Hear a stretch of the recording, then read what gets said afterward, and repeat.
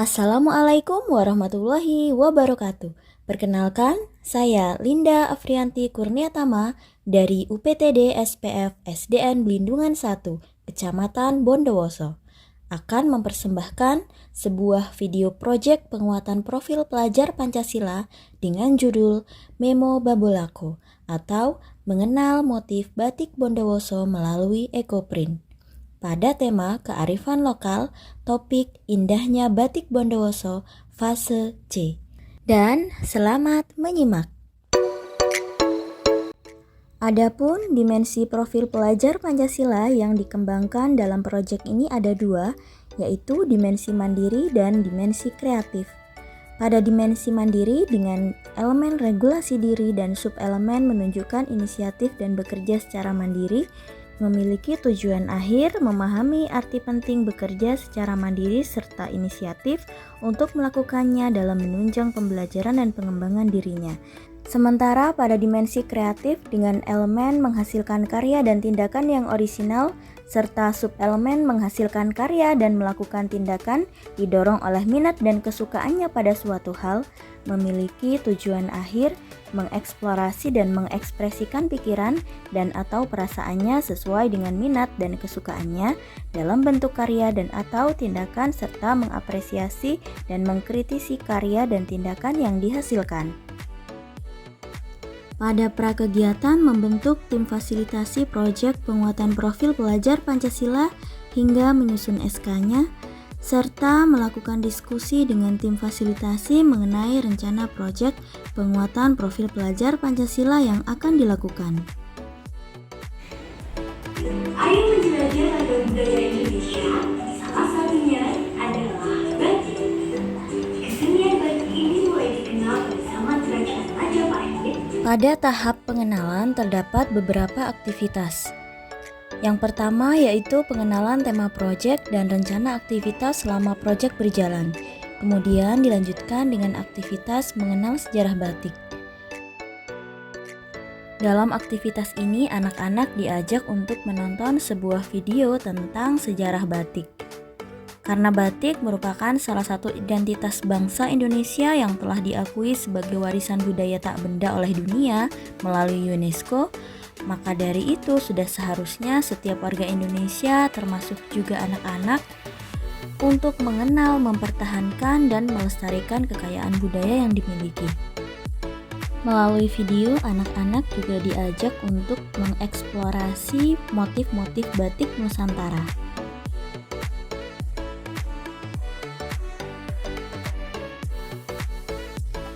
Mengenal teknik-teknik pembuatan batik serta alat dan bahan yang dibutuhkan dalam pembuatannya.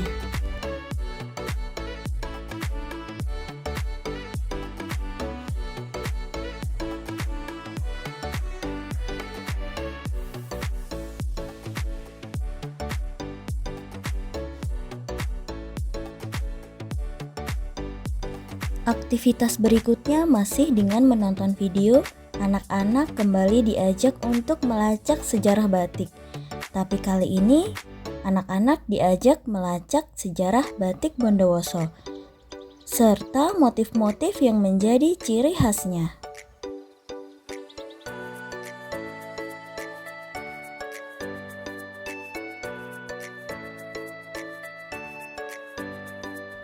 Setelah menonton video, anak-anak akan diberikan beberapa pertanyaan, baik secara lisan maupun secara tertulis, yang berkaitan dengan isi video yang telah mereka tonton.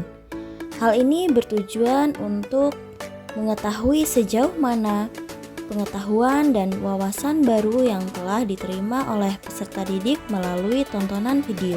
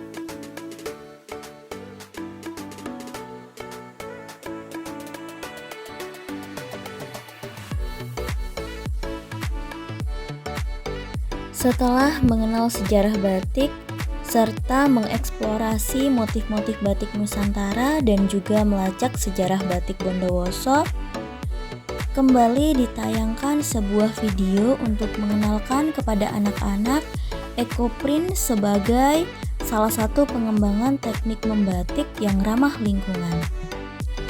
Teknik ekoprint dibagi menjadi dua, yaitu teknik pounding atau biasa dikenal dengan teknik pukulan, dan juga teknik steaming atau dikenal dengan teknik kukus. Ekoprint merupakan salah satu jenis batik yang metode pembuatannya adalah dengan memanfaatkan pewarna alami dari tanin atau zat warna yang ada pada daun, akar, batang, atau bunga yang diletakkan pada sehelai kain, kemudian kain tersebut dipukul-pukul jika menggunakan teknik pounding atau dikukus jika menggunakan teknik steaming.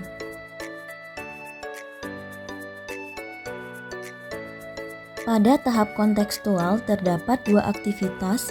Yang pertama yaitu melakukan kunjungan ke penjahit terdekat secara mandiri untuk mengenal motif batik Bondowoso pada kain perca sisa dari bahan menjahit. Anak-anak mengumpulkan sebanyak-banyaknya kain perca batik Bondowoso yang mereka temukan dari penjahit untuk kemudian dibawa ke sekolah dan dipilah mana yang merupakan batik Bondowoso serta mana yang bukan merupakan batik Bondowoso. Selama melakukan kunjungan ke penjahit, anak-anak juga sekaligus dapat melakukan wawancara kepada penjahit sebagai aktivitas kedua dari tahap kontekstual.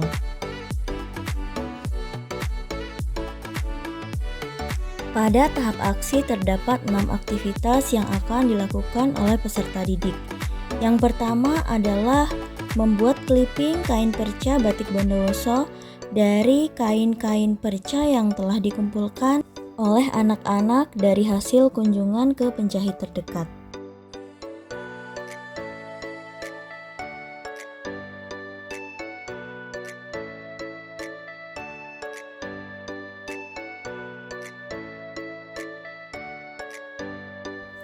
Pada aktivitas ini, anak-anak akan menggunting kain perca yang didapatkan dari penjahit, kemudian ditempel di atas lembaran kertas dan diberikan keterangan motif batik Bondowoso yang ada di dalam kain batik tersebut.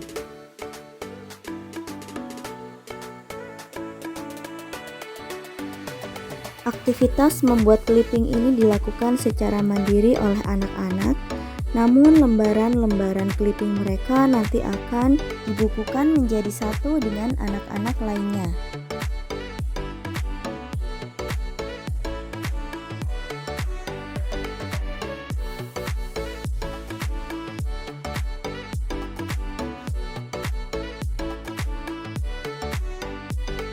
Aktivitas kedua dalam tahap aksi yaitu mempresentasikan clipping yang telah dibuat. Anak-anak secara bergantian maju ke depan kelas untuk menunjukkan hasil clipping buatannya yang berisi kain perca dengan motif-motif batik Bondowoso.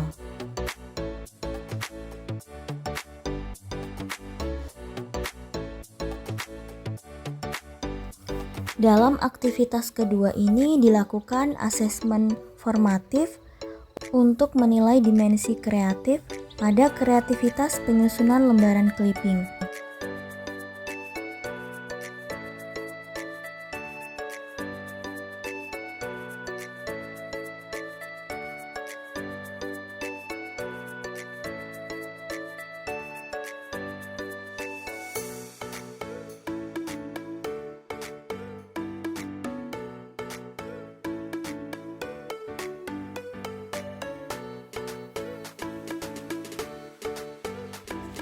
Selanjutnya, aktivitas ketiga adalah membuat gambar batik Nusantara.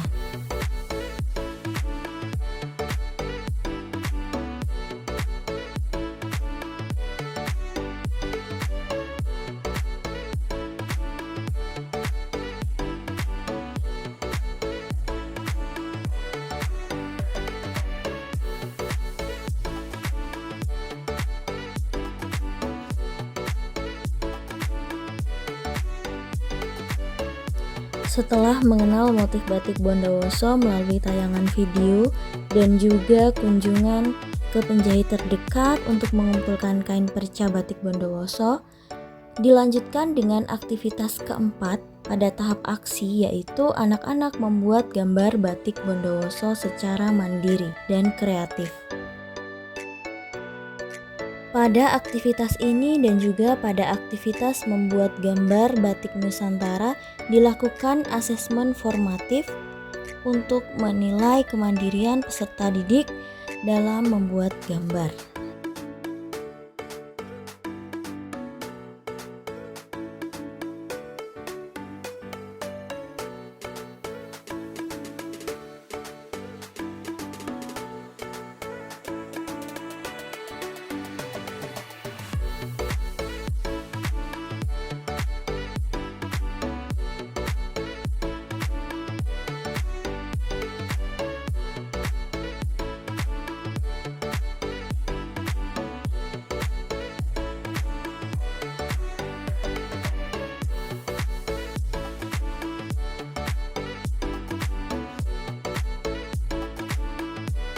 Selanjutnya, pada tahap aksi yang kelima, anak-anak akan melakukan aktivitas untuk mengimplementasikan apa yang sudah dipelajari sebelumnya, yaitu membuat motif batik Bondowoso dengan teknik ekoprint pada media tas kain belacu.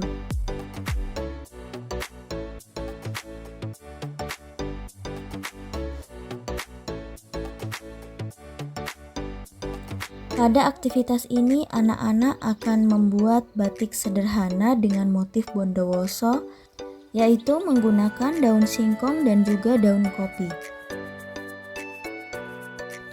Alat dan bahan yang digunakan dalam aktivitas ini antara lain tas kain belacu, daun singkong dan daun kopi, ulekan kayu, tawas, dan plastik tembakau.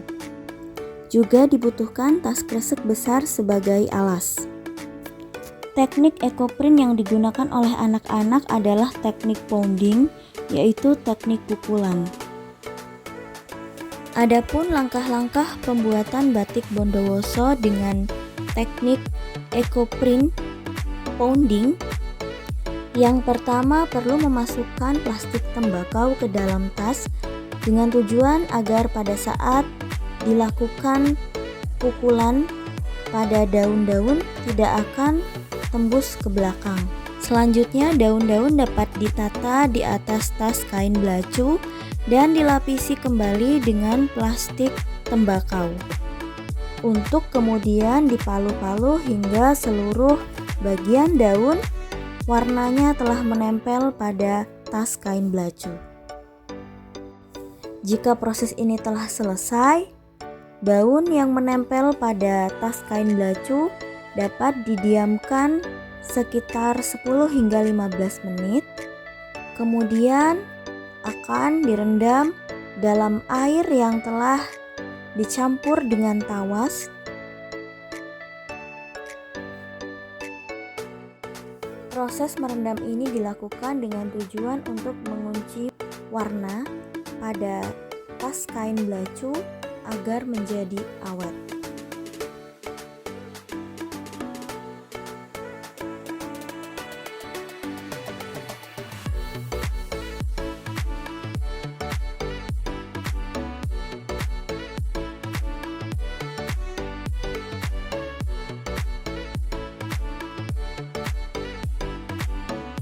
Setelah direndam beberapa saat menggunakan air dan tawas, maka selanjutnya tas kain belacu dengan batik ekoprint motif batik Bondowoso dapat dijemur hingga kering. Pada aktivitas ini dilakukan asesmen formatif dengan menilai dua dimensi, yaitu dimensi mandiri pada saat anak-anak membuat motif batik Bondowoso dengan teknik ekoprint, serta dimensi kreatif yang menilai kreativitas penyusunan motif batik Bondowoso pada tas kain belacu yang dibuat oleh anak-anak.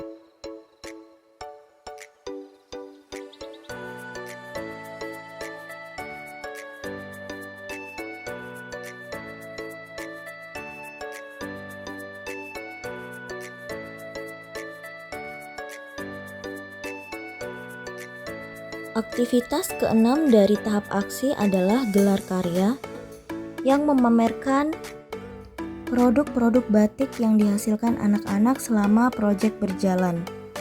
Antara lain, gambar batik Nusantara, gambar batik Bondowoso, clipping motif batik Bondowoso, dan juga tas batik ekoprint.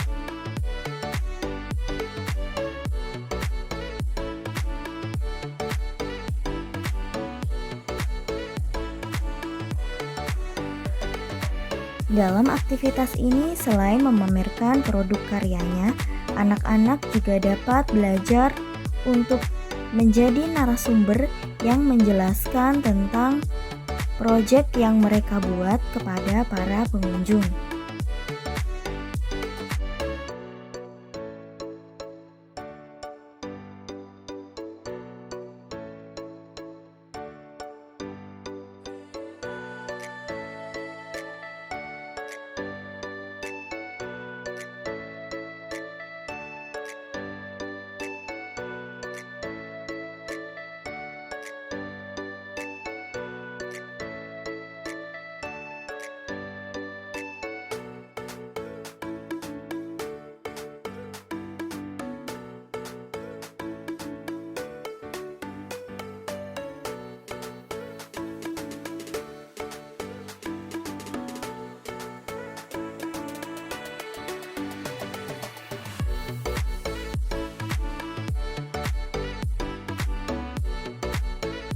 Pada tahap terakhir yaitu evaluasi, refleksi, dan tindak lanjut, dilakukan evaluasi sebagai asesmen sumatif untuk mengukur pengetahuan anak-anak setelah melakukan serangkaian proyek, serta refleksi diri dan juga rencana ke depan yang akan dilakukan.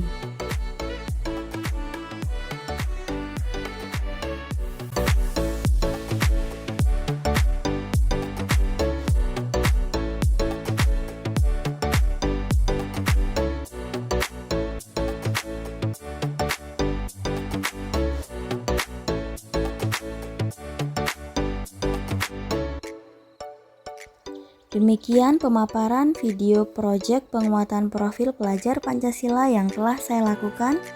Terima kasih dan wassalamualaikum warahmatullahi wabarakatuh.